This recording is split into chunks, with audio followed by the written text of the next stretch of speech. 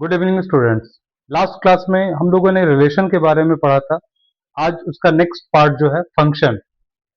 Function के बारे में आज हम लोग पढ़ेंगे कि फंक्शन होता क्या है। क्लास 11 का ये बहुत इंपॉर्टेंट टॉपिक है जो कि आगे भी आपको पढ़ना है, क्लास 12 में भी पढ़ना है और कई सारे चैप्टर्स में इसका यूजेज है फंक्शन का। तो सबसे पहले हम लोग जानेंगे कि फंक्शन होता क्या है। सबसे पहला यहाँ पे एक डेफिनेशन आपके पास दिया हुआ है फंक्शन का। A relation f from a set A to set B is said to be a function if every element of set A has one and only one image in set B। अगर set A के प्रत्येक element का सिर्फ और सिर्फ एक image set B में बन रहा है तो वो फंक्शन कहलाएगा। अगर एक से ज्यादा इमेज किसी एलिमेंट का है तो वो फंक्शन नहीं होगा। यहाँ पे डेफिनेशंस आपको मैंने बताया कि इसका डेफिनेशंस, प्रॉपर डेफिनेशंस जो है कि अगर प्रत्येक सेट ए के प्रत्येक एलिमेंट का सिर्फ और सिर्फ एक इमेज सेट बी में होना चाहिए। अगर एक से ज्यादा इमेज होगा तो वो फंक्शन नहीं कहलाएगा। अब कुछ एग्जाम्पल के थ्रू मैं आप लोगों को बताता हूं कि कौन सा फंक्शन है, कौन सा फंक्शन नहीं है, कैसे आप फंक्शन को आइडेंटिफाई करेंगे।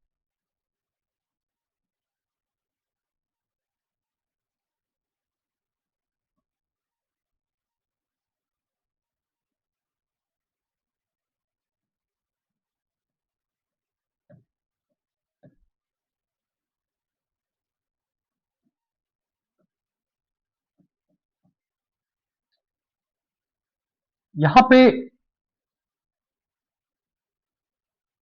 एक एरो डायग्राम मैंने लिया है, सेट ए और सेट बी। यहां पे हम इसको मैप करेंगे, इसके एलिमेंट्स को।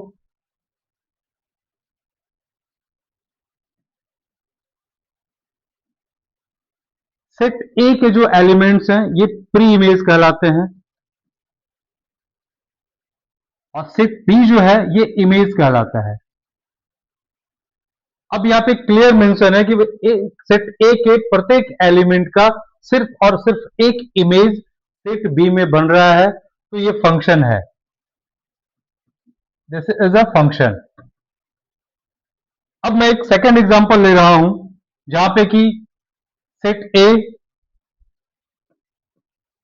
के elements 1 2 3 4, set B is again 7 8 9। यहां पे सेट ए का एलिमेंट का मैं मैपिंग कर रहा हूं।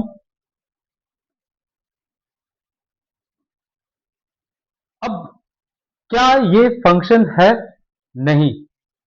फंक्शन क्यों नहीं है? क्योंकि सेट ए में एक एलिमेंट 4 ऐसा है जिसका कि कोई भी इमेज सेट बी में नहीं बन रहा है, तो ये फंक्शन नहीं है। फंक्शन नहीं है। फंक्शन क्यों नहीं है? क्योंकि जैसा आपको मैंने डेफिनेशन से बताया था कि सेट ए के जितने भी एलिमेंट्स हैं उनका एक और एक इमेज सिर्फ सेट बी में होना चाहिए। बट यहाँ पे 4 एक ऐसा एलिमेंट है जिसका कि कोई इमेज नहीं बन रहा है, तो ये फंक्शन नहीं है।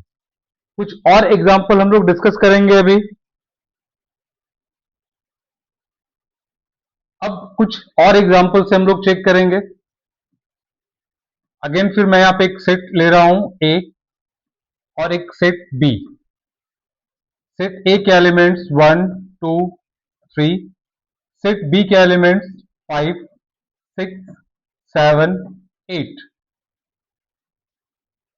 अब यहां पे हम लोग फिर इसके एलिमेंट्स को मैप करेंगे। Set A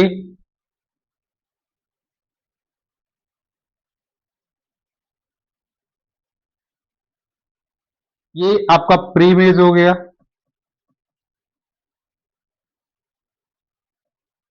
and this is image. अब बताना है कि क्या, अब इस एग्जांपल से आपको क्या पता चल रहा है कि क्या ये फंक्शन है? Yes, this is a function. क्यों? क्योंकि मैंने फंक्शंस का डेफिनेशन क्या बताया था कि सेट ए के प्रत्येक एलिमेंट का एक और एक इमेज होना चाहिए। सेट बी की हमने बात नहीं की थी। सेट बी में यहाँ पे सेट बी का एक ऐसा एलिमेंट है जिसका कि कोई प्री इमेज नहीं है, उससे कोई फर्क नहीं पड़ता। सेट ए हम लोगों को देखना है कि सेट ए के प्रत्येक एलिमेंट का इमेज बन रहा है या नहीं। अब एक और एग्जांपल हम लोग लेंगे।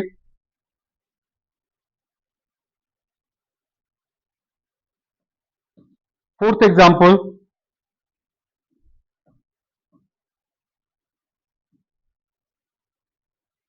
1 2 सेट ए के एलिमेंट्स 4 5 6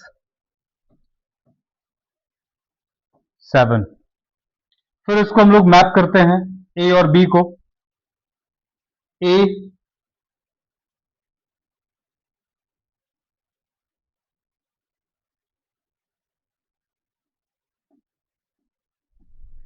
अब क्या ये फंक्शन है? नहीं, ये फंक्शन क्यों नहीं है? अब फिर आइए हम लोग डेफिनेशंस की बात करें।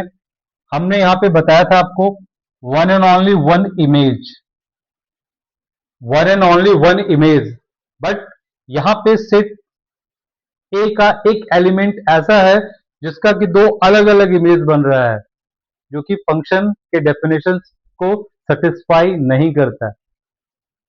कंडीशन की मैं डेफिनेशंस की बात कर रहा हूं कि सेट ए का एक और सिर्फ एक इमेज सेट बी में होना चाहिए।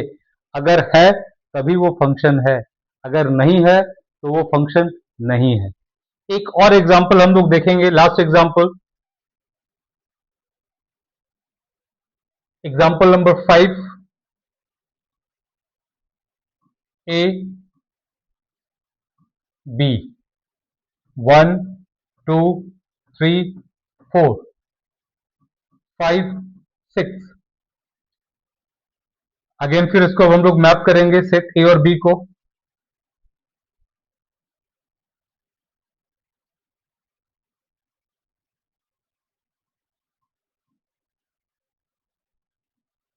अब क्या ये सेट, फिफ्थ एग्जांपल जो हमने लिया, क्या ये फंक्शन है? यस, ये फंक्शन है। हमने इसके डेफिनेशंस में बताया कि फंक्शन का जो है ए का प्रत्येक एलिमेंट का एक और सिर्फ एक इमेज होना चाहिए। बट सेट बी के एलिमेंट का, एक एलिमेंट का बहुत सारा प्री इमेज हो सकता है, इसीलिए ये फंक्शन का एग्जाम्पल है। तो इस पांच, हमने जो फाइव एग्जाम्पल्स दिए हैं, उस फाइव एग्जाम्पल में से आपको मैंने बताया कि फंक्शन कौन सा फंक्शन है और कौन सा फंक्शन नहीं है। फंक्शंस के बारे में सबसे पहले आपको ये समझना जरूरी है कि फंक्शन होता क्या है। ये पांचों एग्जाम्पल से आपको मैंने बताया कि फंक्शन का मतलब क्या है। अब फंक्शन के अंदर सबसे इंपॉर्टेंट जो पार्ट आता है, डोमेन और रेंज। कैसे हम लोग डोमेन और रेंज फाइंड करते हैं, ये भी हम लोग डिस्कस करेंगे। हम लोग एक एग्जांपल ले रहे हैं, f x equals to minus mod x, जो कि एक रियल फंक्शन है। अब यहाँ पे डोमेन और रेंज मुझे इस फंक्शन का निकालना है। तो डोमेन और रेंज होता क्या है, ये लास्ट क्लास में आपको मैंने बताया था कि domain the value of x और range the value of y. Simply हम लोग ये कह सकते हैं कि जो एक्स फंक्शन में एक्स का जो वैल्यू होगा वो डोमेन है, और जो वाई का वैल्यू होगा वो रेंज है। अब यहाँ पे हमारे पास क्या क्या लिमिटेशन है? हमारे पास मॉड है। मॉड का काम क्या है? मॉडुलस का, ये नेगेटिव को भी पॉजिटिव कर देता है। तो यहाँ पे हमारा जो डोमेन है, जब हम अगर डोमेन की बात करेंगे तो डोमेन हमारा क्या पॉसिबल है? डोमेन ऑफ एफ यानी फंक्शन का डोमेन क्या है? हम किसी भी रियल वैल्यू को सब्स्टिट्यूट कर सकते हैं। यहाँ पे कोई रिस्ट्रिक्शन हमारे पास नहीं है, किसी भी वैल्यू को हम यहाँ पे सब्स्टिट्यूट कर सकते हैं। अब इसका रेंज क्या होगा? हमने यहाँ पे डोमेन बता दिया कि डोमेन कोई भी रियल वैल्यू हो सकता है। अब इसका रेंज क्या होगा? रेंज के लिए रेंज ऑफ एफ इसका क्या होगा? अब एक्स का मिनिमम वैल्यू अगर हम जीरो रखते हैं तो ये जीरो हो जाएगा, नेगेटिव वैल्यू तो भी पॉजिटिव होगा, कोई भी पॉजिटिव वैल्यू जाएंगे तो भी नेगेटिव, क्योंकि मॉड के बाहर एक माइनस साइन लगा हुआ है। तो इसका जो रेंज हम लोग लिख सकते हैं वो लिख सकते हैं minus infinity to zero, zero close, क्योंकि जीरो भी काउंट हो सकता है। ये डोमेन और रेंज हो गया।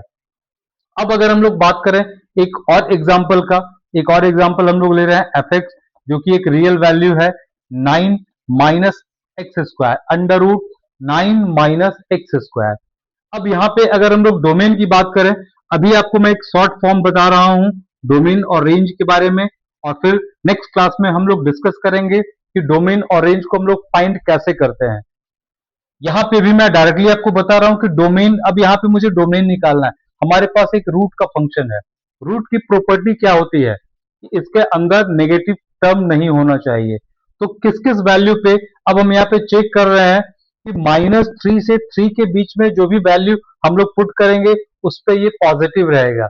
उससे -3 से अगर हम -4 पे जाते हैं या +4 पे जाएंगे तो रूट के अंदर जो है ये नेगेटिव वैल्यू आ जाएगी। तो इसका जो डोमेन है वो डोमेन क्या हो जाएगा, -3 to 3 क्लोज इंटरवल्स पे। क्लोज इंटरवल्स क्यों, क्योंकि -3 और 3 दोनों यहाँ पे इंक्लूड है।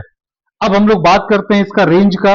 इसका रेंज क्या होगा, अगर हम लोग इसकी रेंज की बात करें तो इसका जो रेंज होगा वो मिनिमम वैल्यू 0 और maximum value 3, 0 to 3 close intervals पे। तो आज की क्लास में बस इतना ही। अब नेक्स्ट क्लास में हम लोग डोमेन और रेंज कैसे फाइंड करते हैं प्रॉपर मेथड से, हम लोग इसको देखेंगे। यहां तक अगर किसी को भी कहीं पे डाउट होता है तो आप कमेंट कीजिए। कुछ क्वेश्चंस अगर आपके मन में कुछ क्वेरी है तो आप कमेंट कर सकते हैं। फिर हम लोग नेक्स्ट क्लास में मिलेंगे, नेक्स्ट वीडियो में डोमेन और रेंज के प्रॉपर सॉल्यूशन के साथ। Thank you.